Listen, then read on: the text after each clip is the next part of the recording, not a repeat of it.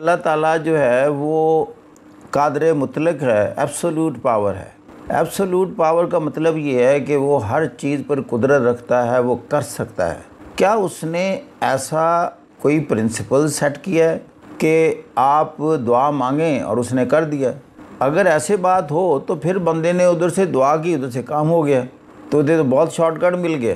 اچھا، پھر وہ یہ کو کہتا ہے کہ میں کوشش کے مطابق لوگوں کو صلہ دیتا ہوں، لیس للانسان الا ما سعی۔ ہم انسان کو وہ دیتے ہیں جس کے لیے وہ کوشش کرتا ہے۔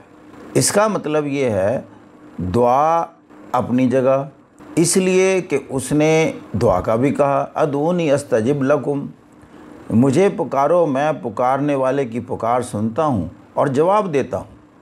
مشہور آیت ہے کہ وہ کون ہے جو دل مضطر کی پکار سنتا ہے جب کہ اسے پکارے اور پھر اس کو اس مشکل سے نجات دیتا ہے، کیا اللہ کے سوا بھی کوئی اور ہو سکتا ہے؟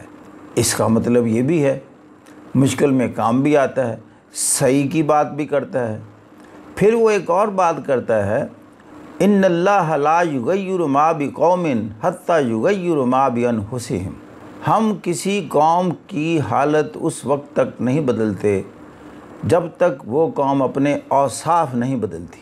اس کا مطلب کہ اوصاف، آپ کے عمل، آپ کی سکلز، آپ کا professionalism is very much relevant to the result. جیسے حضور صلی اللہ علیہ وسلم کفار آ گئے مکے سے 1000 کی تعداد میں، جنگ بدر کی طرف میرا اشارہ ہے، تو چند دعاؤں سے ان پر آندھی بھی آ سکتی ہے، زلزلہ بھی آ سکتا ہے، رستے میں بھی غرق ہو سکتے ہیں۔ قادر مطلق کے حوالے سے بات کر رہا ہوں، لیکن مجبور کیا کہ باہر نکلو میدان میں، ان سے جنگ کرو۔ اور پھر وہ اقبال کے جو الفاظ ہیں، فضائے بدر پیدا کر اتر سکتے ہیں آج بھی فرشتے تیری نصرت کو قطار اندر قطار۔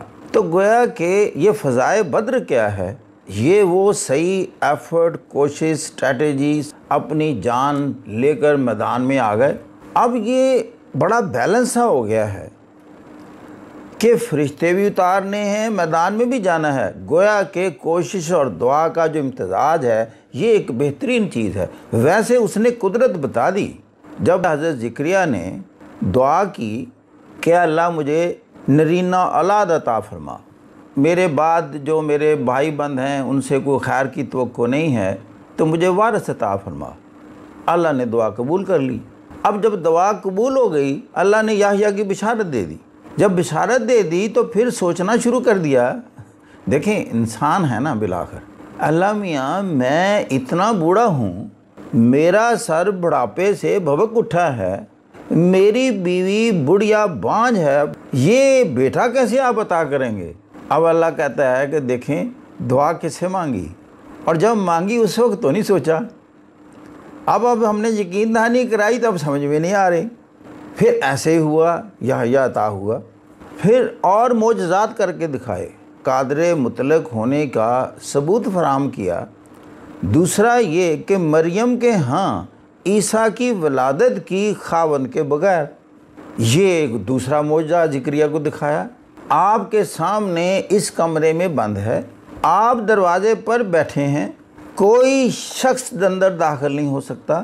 پھر ایک دن دروازہ کھلا تو کیا دیکھتے ہیں کہ انواع و اقسام کے پھل پڑے ہیں۔ تو پوچھنے لگے کہ کوئی شخص اندر نہیں گیا، دروازہ بند ہے، مریم کہاں سے پھل آئے ہیں؟ فرمانے لگیں کہ میرے اللہ نے بھیجے ہیں۔ اب میں قادر مطلق کی آپ کو نشانیاں بتا رہا ہوں کہ بند کمرے میں پھل پہنچا سکتا ہے، خاوند کے بغیر اولاد عطا کر سکتا ہے، زکریا کے اتنے بڑھاپے کی عمر میں اولاد سے نواز سکتا ہے، اور پھر کہتا ہے لیس للانسان الا ما سعی۔ تو بات یہ ہے کہ کون سی طرز فکر اپنائیں۔ وہ کہتا ہے کہ یہ ایکسیپشنز ہیں، میں یہ قدرت رکھتا ہوں، کر سکتا ہوں، کر کے دکھایا ہے، لیکن اصول میرا یہ ہے کہ میں کسی قوم کے حالات نہیں بدلتا جب تک قوم اپنے اوصاف نہیں بدلتی۔ اور سوال میرا ایک ہے آپ سے، انسان کی سب سے بڑی صفت کیا ہے؟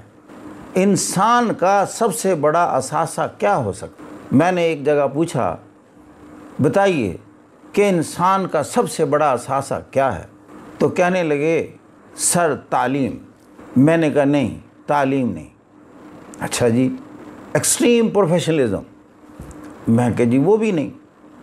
کہتے جی اچھا بے بہا دولت اس سے ہر چیز خریدی جا سکتی ہے. میں نے کہا وہ بھی اثاثہ نہیں ہے. تو جی پھر بتائیے جی کیا اثاثہ ہے. میں نے کہا انسان کا سب سے بڑا اثاثہ آنیسٹی ہے. ایمانداری اس کو کہتے ہیں. اور آنیسٹی کے 2 حصے ہوتے ہیں. یہ 2 حصوں میں تقسیم ہوتی ہے. ایک صداقت اور ایک امانت. جس شخص میں آنیسٹی نہیں ہے، صدق اور امانت نہیں ہے، اس کا اینٹی تھیسس اور اس کا الٹ ہوتا ہے دھوکے باز، فراڈولنٹ. وہ اپنی ذات کی خاطر کسی بھی شخص کی قربانی دے سکتا ہے. کاروبار جب کرے گا تو ملاوٹ کرے گا، جھوٹ بول کر آپ کو چیز فروخت کرے گا، غلط دعوے کرے گا چونکہ آنیسٹ نہیں ہے. پھر کیا ہوگا؟ نہ معاشرے کا اس کا فائدہ، اور جو ہی معاشرے کو پتہ چلا کہ یہ دھوکے باز ہے، جھوٹا ہے، بددیانت ہے، ایماندار نہیں ہے، دنیا اس سے الگ ہو جائے گی، اس کے کاروبار سے الگ ہو جائے گی. وہ بھی خسارے میں رہا اور معاشرے کے لیے بھی کوئی فائدہ مند اینٹی ثابت نہ ہو سکا، تو گویا کہ ناکام ہو گیا. تو پھر اثاثہ کیا نکلا؟ اسی اثاثے کی بدولت پیسے بھی آپ کی طرف آ سکتے ہیں، آپ لوگوں کی محبت بھی جیت سکتے ہیں، آپ لوگوں کا اعتماد بھی اور ساکھ بھی برقرار رکھ سکتے ہیں. اور ساری دنیا مانتی ہے کہ کاروبار کا جو تعلق ہے، کاروبار کی جو کامیابی کا انحصار ہے، وہ ساکھ پر ہوتا ہے. اور ساکھ کس کو کہتے ہیں؟ ایمانداری کا دوسرا نام ہے. اور پھر آخری بات، ہمارے نبی صلی اللہ علیہ وسلم اب نبوت سے سرفراز کرنا ہے.